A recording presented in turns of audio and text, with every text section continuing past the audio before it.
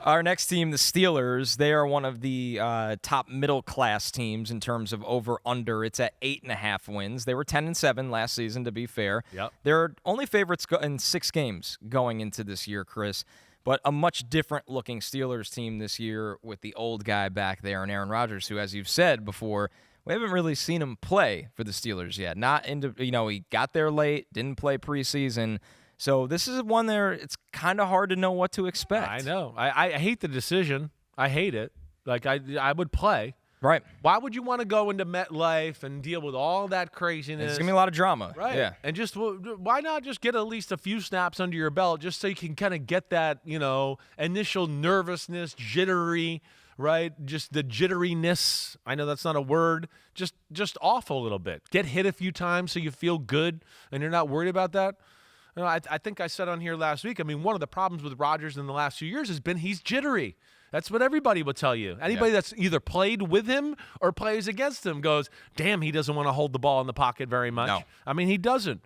That's why, we got excited a little at the end of the year last year because there was like, okay, shit, Rodgers is hanging in there and throwing the ball down Jacksonville the field game, yeah. Right. He had some moments to where he can still throw it.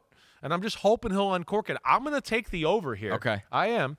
I'm going to have faith in their defense, the faith in the desperation overall of the organization that, the playoffs, win a game, the desperation of Rodgers, and the fact that this could be his last year and he's not trying to go out like some chump. I still think the defense is going to be damn good.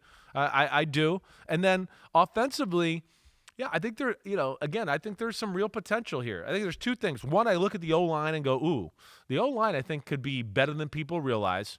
Rodgers and DK Metcalf, and then I just question who's going to be this second receiver on this offense. I think it's going to be Jonnu Smith. It may be, right? Which is, I know sounds crazy to say. Roman Wilson's getting out there. Sure. Can he carve out a piece for That'd be big for them. But I think you're right. I think Jonnu Smith and Freiermuth are probably going to be option 2 and 2A behind DK Metcalf, at least early start of the season, right? But can they run the ball? That's going to be a big part of the whole thing with Pittsburgh. Can they run the ball so Rodgers doesn't have to throw the ball 41 times a game? Because if Rodgers has to throw the ball 37, 35, 40 times a game, I don't think that's a good thing. I think in the perfect world, you want to go Rodgers threw the ball 24 to 27 times, right? We didn't get him hit. We ran the ball, and it allowed us to run play action and allowed him to stand back in the pocket and be aggressive down the field a few times. To me, that's the formula of success I look for.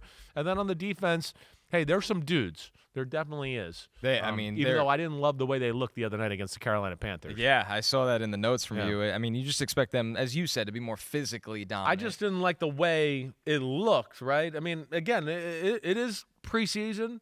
Maybe there's, hey, you're tired. It's the end of camp. Rodgers, T.J. Watt, DK Metcalf's, Hayward, none of them played. So I get that too, but yeah, I feel like in most cases when you see the first team defense going against the second team offense, even if the second team offense moves the ball a little bit, you see like, whoa, the defense is controlling the line of scrimmage and doing that. And I didn't necessarily see that to me. It scared me a little the other night. I will say that. Yeah, and they're going to be without their first-rounder, Derek Harmon, for a couple weeks. He has the knee sprain now, so we'll see how they get by in the beginning of the year without him. He's a big addition. It seems crazy to take the under. Okay. I'm going to take the under. You're going to take the under. It is historically a horrific move to bet the under on a Mike Tomlin team. My problem with Rodgers is that after September, when he's been hit a few times, that was it last year with the Jets. He was throwing the ball way too early. He was definitely hurt, but he plays through that, and he's not the same guy anymore. It's just hard for me to buy into this team as getting over the hump with him under center, especially with where we don't really know what he's going to look like coming into the year. I think they need a fast start. You got to go beat the Jets at MetLife week 1. You can't lose that game. It's set up for them in their style of Pittsburgh Steelers type of football, where you figure it feels like it's going to be a defensive 13-10, 13-10, 17-13, something like that type of game where you go, man, the Steelers they love games like that. That's what they are. It might just come down to one defensive turnover or one block punt. It's things that Steelers do a lot, right? I do look at the Steelers and their start of their schedule there and go, a little like we've talked about some other teams, the Jets, Seahawks, and Patriots, they might be able to catch them as they're kind of getting their feet underneath them a little bit. That's very true. With some new moving parts to where, again, I'm always into the early part of the schedule because you can get fake confidence by that. I know I was on some teams in Tampa where I don't know if we were all that good, but we won early and you start to think you're good. Right. And you get some grown men start to believe in and playing a certain way. And the coaching staff's calling games and game plans that fit the way the players play, and that makes you believe even more, right? That's where you can get something going. We'll see if they can do that. They are another one, you look at the schedule and you go, damn, it's tough. I mean, the AFC North, their schedule is tough this year between the AFC East and the NFC North. You know what I'm thinking, ironically, get them to 9 wins? I think the Ravens could be sitting everybody the last week of the season. Could be. I think the Ravens are that good this year that there's a world where they sit everybody, and I know it's weird for them to I don't think that's play backups against the Steelers. Sure. That could be the 9th win. Browns, Ravens, the end of the year, they could get 2 cheap ones right there. Exactly. Yeah. This is a good one from the homies. Jason Croce said, Steelers are an easy 9. Make playoffs. Defense gives up 30 points in the wild card round, rinse and repeat. That sounds like somebody that's lived the life as a Steelers fan. Right. What that sounds like. Well, what we're hoping is that we see a Steelers team here this year that if they do get to the playoffs, we go, whoa, I think they could actually win. And I'm actually rooting for them to win because they'll be fun to watch the next week. I've rooted against them almost every year because I'm like, oh, my gosh, I don't want to see the Steelers in the divisional playoff round. It's going to be a loss. It's going to be a boring game, whatever else. We'll see.